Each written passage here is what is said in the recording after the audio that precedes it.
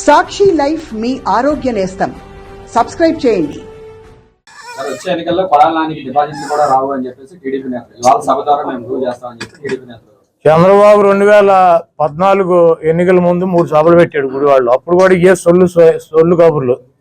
కాకపోతే పోటీ చేసే అభ్యర్థులు మారారు, వచ్చి ప్రగల్భాలు చెప్పే సొల్లుగాళ్ళు మారారు.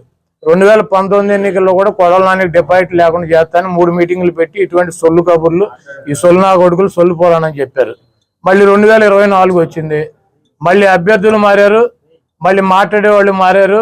ఈ గుంట నక్క మాత్రం వీడు ఎట్టాగా ఉన్నాడు. ఇప్పుడు 2 మీటింగ్లు అయినాయి, ఇది 3వ మీటింగ్ పెడతాడు ఎన్నికల్లోపు. ఎక్కడ వాడు పెట్టుకోమండి.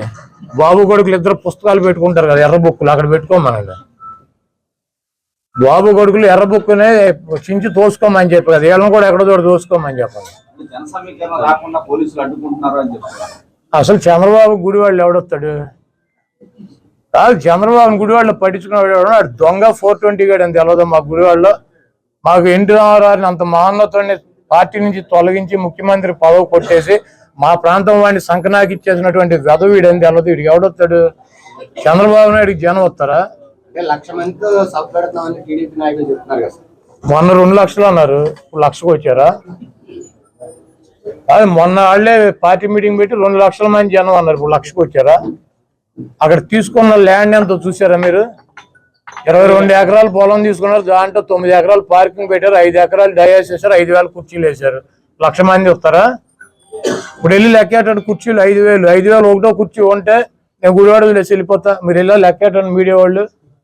22 ఎకరాలు ల్యాండ్, 7 ఎకరాలు పార్కింగ్, 9 ఎకరాలు పార్కింగ్, 5 ఎకరాలు ఏమో డయాస్ అంట, ఆయన సెక్యూరిటీ అంట. వేసి 5,000 కుర్చీలు వేసి 1,00,000 మంది వస్తారు. 5,000 కుర్చీలు 1,00,000 మంది కూర్చుంటారు, అంటే ఒక్కొక్క కుర్చీలో 10 మందిని కూర్చోబెడతాడు ఏంటి? ఇవన్నీ సొల్లు కబుర్లు. 5,000 మందికి అక్కడ ఏర్పాట్లు చేశారు. చంద్రబాబు మారేదోడు 3,000 మంది ఉంటారు.